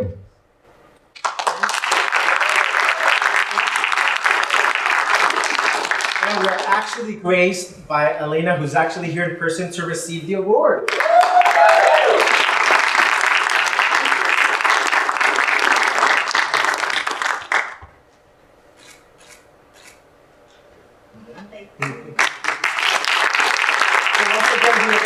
Our deepest appreciation to both Maggie and Hasbro for their phenomenal support and dedication to NFTE New England.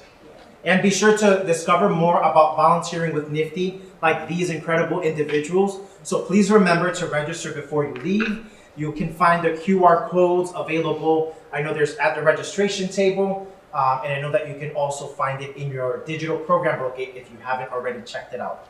So, okay, now I will have Rafael back to the stage to continue with this evening's program.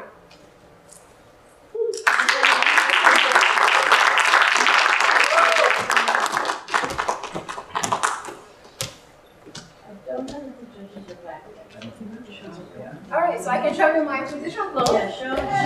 We love it. I just got it from you, right? Hey, come back.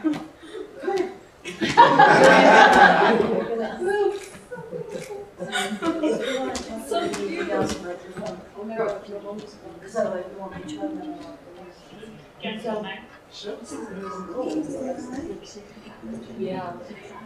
So we're going to switch a microphone here because our judges are taking a little longer to make their decision than they need to. Can we, Cindy, I'm going to use the handheld here. This is tedious. I know. Here, this is for you. If you want to use that, you can. Sure. And then this is Maggie's. Are you going to use this one? Here. Hello, hello, can everybody hear me? You're not, you don't need to be heard, it's okay, it's about the video. Just go ahead and talk. All right, perfect. Well, I was actually a camp counselor, so I can probably talk to the people at the front of the front desk. So I hope everyone can hear me, but I just wanted to say good evening to everyone. I think that I've gotten the honor actually, to almost shake every hand in this room, and if I haven't, I would love to before we leave. Before I keep going, my name is Adama Uday. My pronouns are she, hers, and I'm the Regional Director of Network for Teaching Entrepreneurship. This December, it'll be my 3rd year serving with this organization. I've spent my entire life dedicated to education, community, and families. I'm also the co-chair of the Parent and Community Advisory Council for Massachusetts Department of Elementary and Secondary Education. And so, as you can see, I am deeply embedded and committed to the success of our scholars and our students, not only the ones here at NFTE, but all of their peers and the ones that surround them as well. And I just want to say that I'm always so inspired. I got the chance to attend my first nationals competition this October with NFTE in person, and I was in the audience in tears. And I was actually I think 7 months pregnant at the time. And so I was like, am I crying because I'm pregnant, or am I crying because this is outstanding? And I'm here tonight and I still feel that same jar of emotion. And I just want to say to all of our students, just thank you so much for your bravery, for your thoughtfulness, and not here tonight, because we get to witness this because of all the work that you all have done before tonight. So when you first sat down in your NFTE classroom and you thought about what is a problem that I can solve? What is something that's important to me or my community? And you are really dug deep, and I just think it's so beautiful. So I just want to say thank you to all of our supporters. We cannot do this without you all. And thank you to my team at NFTE New England, and to all of our alumni who showed up tonight, and for the leadership of our CEO, JD LaRock, who actually got on a duct tape plane today from Texas to make it here. It has duct tape. You can ask them for the pictures. I don't know. I think you should call the FAA, but I won't talk more about it. But I will just end there and just say thank you all so much. Please, please, please continue to think about how you want to be involved here, even if it's just attending another one of these. But we have a growing board, we have an ever-growing volunteer community, and then also we just always need supporters and encouragement. So thank you all so much for being here tonight. Then I'll turn it over to Jen, our program manager.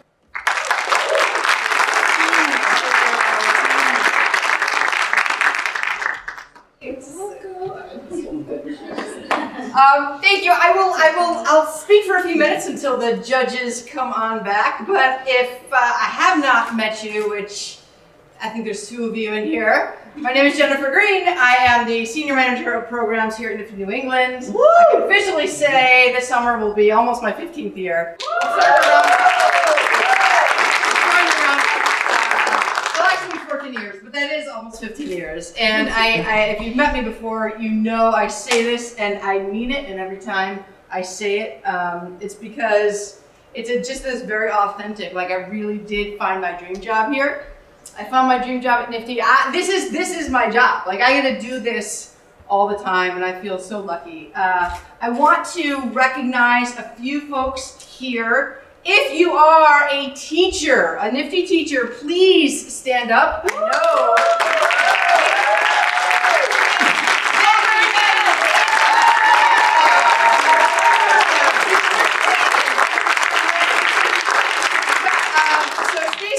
All right, so now if you are a volunteer, if you have volunteered at least once with our students this year, please stand up. Go ahead, stand up.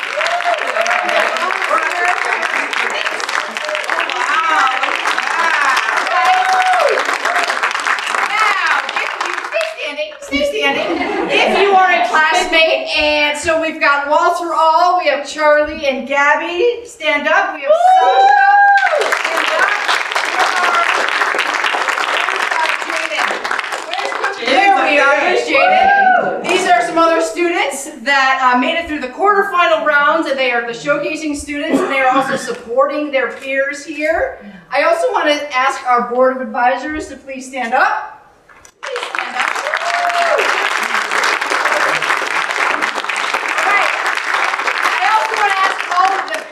Family and friends and supporters of the presenters or of one of the students today to please rise. You are the family and friends supporting our students here today.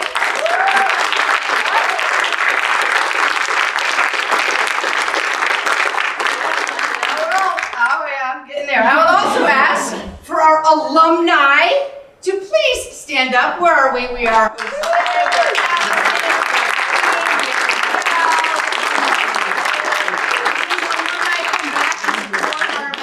Work for our organization in one case. So then I also want to ask, if you are a NFTE staff member, please stand up. You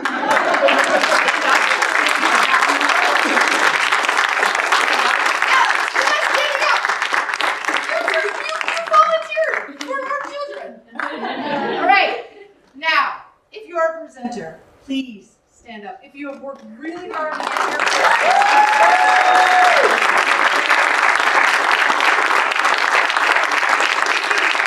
if you love to support one of the people standing up, please stand up.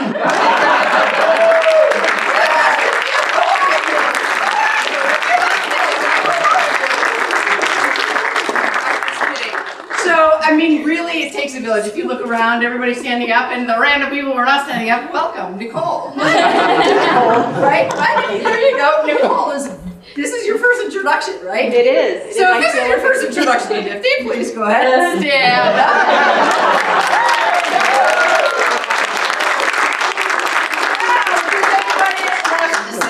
We're going to call security. Just take a look around, really. Everybody standing up here is supporting our programming, right? Yes, Adam and I, we get to do this all day, every day. We are lucky.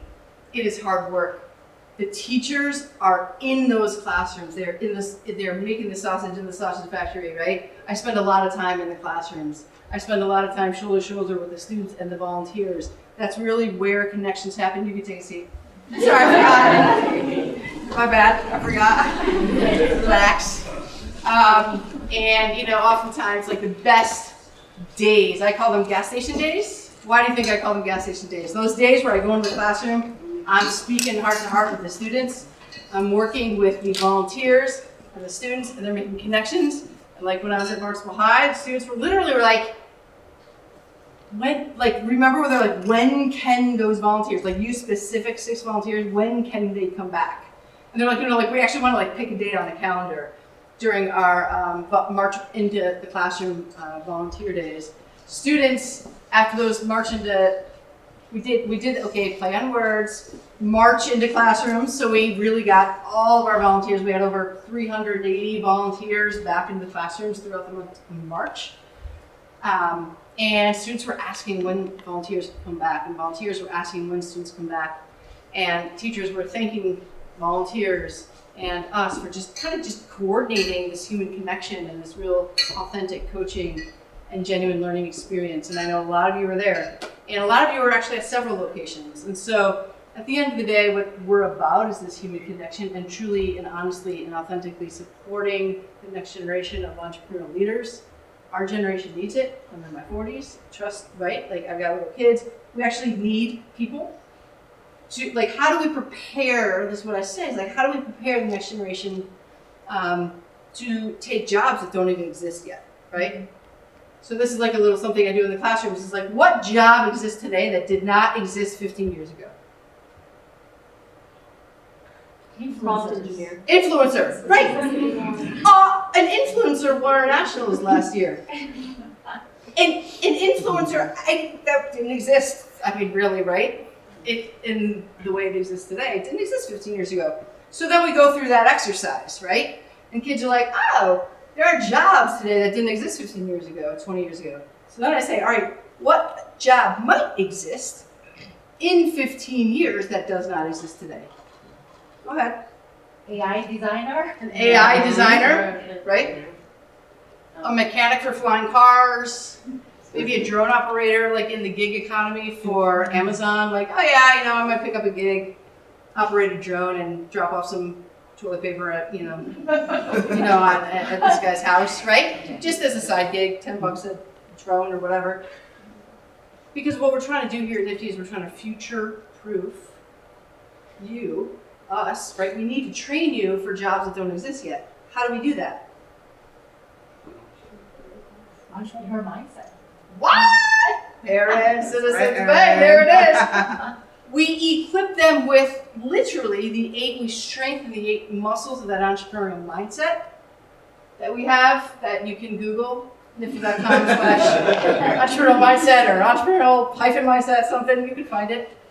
But we've really literally defined the 8 muscles of the entrepreneurial mind, and by strengthening those, I always say our Nifty classrooms are like a gym for all those entrepreneurial muscles, right? Critical thinking, communication and collaboration. If you are constantly strengthening those 8 muscles of that entrepreneurial mindset, you will be prepared to enter into these jobs that don't exist yet, right? Because you're able to flex and adapt and communicate and collaborate and be innovative and solve problems. At the end of the day, that's what you need. I also say, I was like, got the chosen back? No. They're coming. I also say, and I'll end with this, I am biased. I do have 2 kids in the elementary school, so I'm starting to get more and more involved in the world of public education. I believe, not that anybody asked, but pretend you did, I believe something like Nifty or Entrepreneurship should be a required course. Mm-hmm. I am not saying advanced physics or biology is not. I think people should opt into that if that's we're having kids pass some kind of specific content areas in order to graduate high school. I think it should kind of be in reverse, right? Like every single student should graduate high school having kind of flexed those 8 muscles of the entrepreneurial mindset, being creative problem solvers, written a first business plan, kind of understanding those basics. I know I'm preaching to the choir, but I'd rather have my kid go through that and then maybe like opt into, some different courses that are not required today. Doesn't matter. I just want to say thank you. Thank you for, some of us go back. Like, you were that Nifty before. She's already retired by like about 5 years. And she's still showing up. So thank you, Maggie. Thank you, everybody, for supporting our students, for supporting our work, for supporting our mission. I hope while we're finishing up this school year, we still have summer programs, partnering with Boston, City of Boston, to provide some programming for Boston students this summer. And then we've got the next academic year kicking off, obviously, next fall. We can have you all back in the classroom. So thank you so much. It is my honor to lead the programming work here and work hand in hand with you in the fall. I remember when I was one of those judges. And I got the lie. I got to go to California together. Yes, yeah. she's like, that was actually really California. awesome. We went to Silicon Valley. They took us a tour and Golden Gate. Yeah, you went to In-N-Out Burger. Yeah, like I just want to go to, what was that? In-N-Out or Carl's Jr. something that they only had in California. But that was the one year we actually tried nationals in California. That was your year. But anyhow, it was really cool. Yeah. So that's it. Thank you all. I suppose we can turn it over to Suzanne.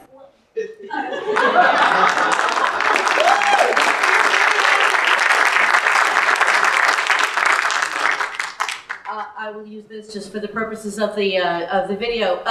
My name is Suzanne Taylor. If I haven't met you already, I'm the National Director of Events at NFTE, and I'm the one that is sitting there on my phone going, "Are you done yet? Are you done yet? Are you done yet?" And they keep saying, "No, it's really hard. It's really hard." So they're on their way. They're just making one last final decision. But I actually was going to ask you, JD, if you wanted to come up, and you have awesome reflections usually that for our students. So let's get all of our finalists, all 6 of you, come on up here. Let's stand you up here. And JD, if you will come up, and I would love it. No, he's got one already. Yeah. I would love it if you would share your thoughts about of the businesses and what you've seen so far, and preempt your later speech just a bit for us. Sure.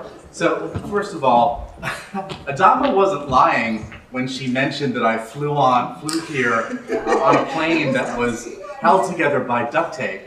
That's just a message for our corporate sponsors to let you know that we're using your money wisely and not flying first class or anything. Far from it. But it's a great pleasure to have been on that flight. I was in Texas where we had our last regional competition just a couple of days ago. But it's a pleasure to be here in Massachusetts because although NFTE, as many of you know, is headquartered in New York City, I myself reside here in Massachusetts. And so this particular regional holds a special place in my heart to be with all of you here from New England. And here's what I was thinking about our young CEOs tonight. I was thinking they all pass the Cali test. What is the Cali test, you may ask? Well, Suzanne knows who Cali is. My team knows who Cali is. Cali is my 12-year-old daughter. So let me explain why these companies all pass the Cali test. Well, I can tell you, Z, that my 12-year-old loves beauty products. Tell me again some of the other products you do. Body jewelry, skincare, and more. She loves it all. She would buy it all. She definitely loves food, Renee. Who doesn't? And she's an adventurous eater. So the fact that your business promotes the ability of new culinary entrepreneurs to test out their businesses, I think she would really like. Bianca, I'm gonna do an aside here. I wrote my notes of what I was gonna say on my phone. Can you just tell them how much charge is left on my phone? Very little. Very little. It's you can't even see the red. There's so little left. So not only would I need your product first and foremost, but I can tell you. So my daughter in her 6th grade cohort they're all in love with Squishmallows and things like this. Cute products that have the cuteness factor, but also the practicality factor, and she is also in need of a charger at any given time. So I know that she'd be running to buy your product. All right, the rest of you. Let's go to, well, I'm gonna come to you last, Charlotte. Now, Trinice, sometimes I want my daughter to get lost. so she could use you. I would get her lost. She could use your app to find her way. Help me out. Oh, the clothes. Yes. You mentioned the tags. Now, my daughter's not neurodivergent, but she's always complaining about her tags. So my team also knows this about me. I'm a big baseball fan, and when I'm out and about in different parts of the country, if I can go to a ball game, I'll usually try. And as a little gift to my daughter, I'll always pick up a sweatshirt or a shirt from the ballpark. And she loves that, but you know what she hates? The tags. And you know what she loves? She always comments on one thing. She's like, sometimes if I get it really right, she's like, "Ooh, Daddy, that's so soft. I love the way that feels." So I think, neurodivergent or not, your product hits a space in the market that people in general would like, not just kids. So fantastic.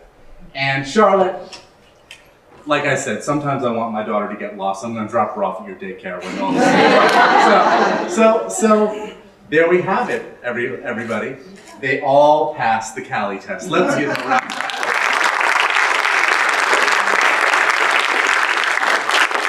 But let me say something a little bit deeper. Because in addition to all having created companies that would be relevant to your average 12-year-old girl and your average consumer, it goes at a deeper level. So what I love about this group of competitors is that you have some of you who have products. And actually, distinctively, I would say, you have come to the competition not just with the idea, but with the active product. Not just a prototype, but the active product in a couple of cases. I mean, Zia was blown away to learn that you've already made thousands of dollars in sales, right? And so to those of you who have made it to that stage, that's fantastic. So there's the products, but there's also the services, right? Which is another important aspect of business. But Raneem, I want to call attention to your business out in particular, because your business speaks to something really special and resonant when it comes to the communities we serve, which are communities that are often excluded from the benefits of entrepreneurship.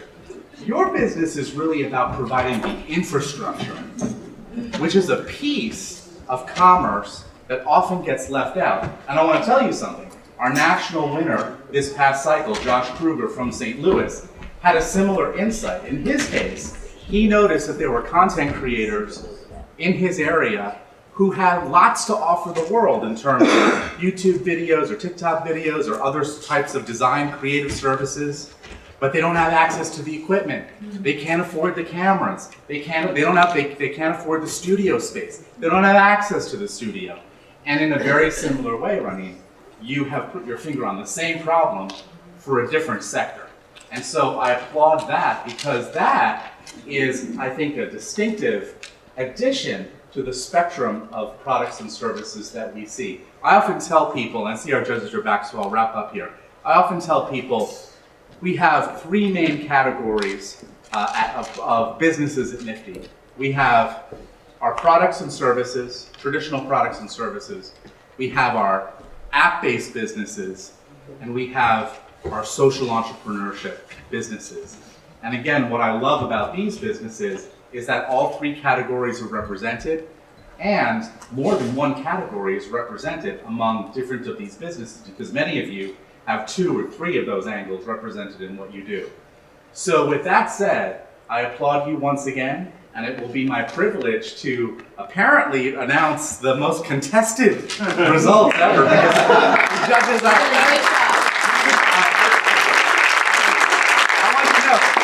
The judges always take longer than we expect.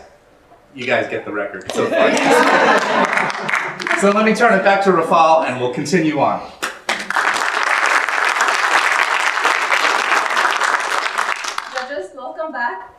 You guys ready?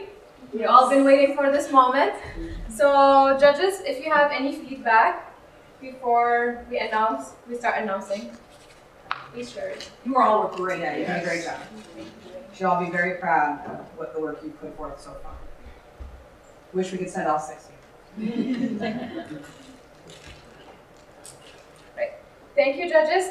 They were all incredible representations. And before the winners are announced, I would like to give a special announcement on behalf of NFTE New England. Our top 4 winners this evening will be invited to compete at the National Youth Entrepreneurship Challenge in New York City in this October, alongside winners from all across the country. To our remaining semifinalists, you will not only be receiving your 150 from your previous winnings, but you will each be on a standby in the event that one of our winners is not able to compete in New York City. Not only that, but thanks to our sponsors, the Fenway Sport Group, we will be awarding each of you 2 tickets to a Boston Red Sox game. But we know a winner of today's competition must be chosen.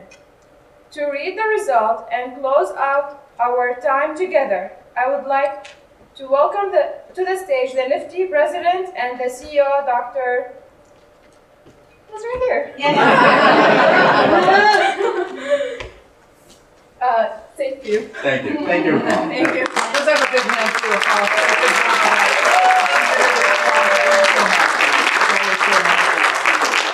All right, so I'm going to get right to it. So starting off, our 2 finalists, winning $150 each and each receiving 2 complimentary tickets to the Boston Red Sox are Trinice with Find My Way and Leo with Leo Sensory Club.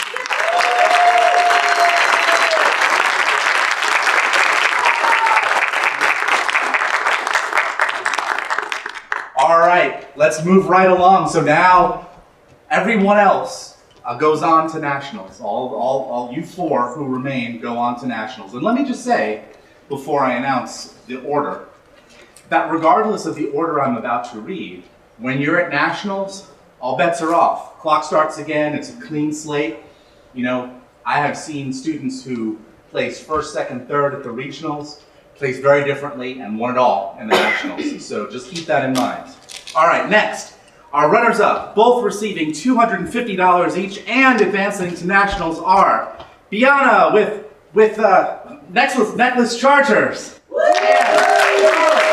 Stepping Stone.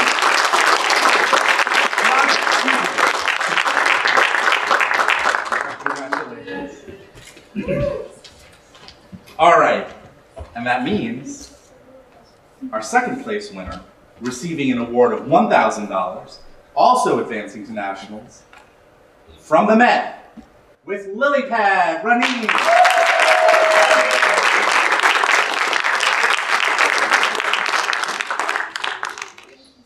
And you know what that means. Our winner of the evening, receiving an award of $1,500 and advancing to the national competition, Z with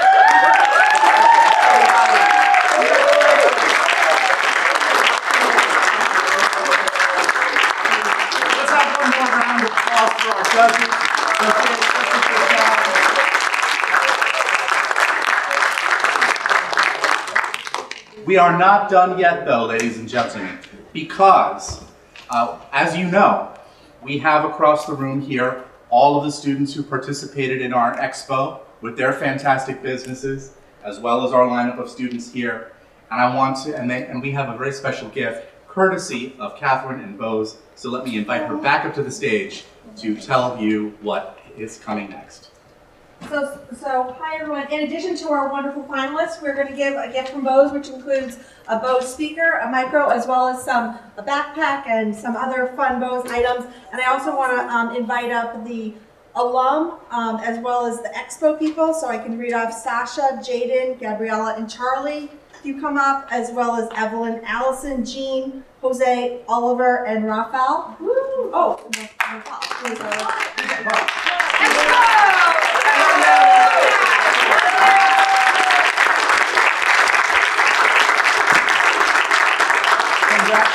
to our students and to our alumni, and thank you to Bose for your generosity. That is fantastic.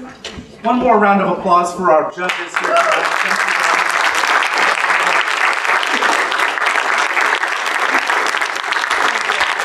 And thanks again to all of you for your time and attention tonight. We really appreciate the support that you show our students and our organization in whatever form that takes. We truly couldn't do it without you. And look at the results of your work and your contribution. Look at those happy faces. More so, look at the power of entrepreneurship that is right here in front of you. I am so going to be looking forward to October when we see these young competitors, many of them again on the national stage. And I look forward to seeing you in the days and weeks ahead. Thanks a lot, everybody, and good night.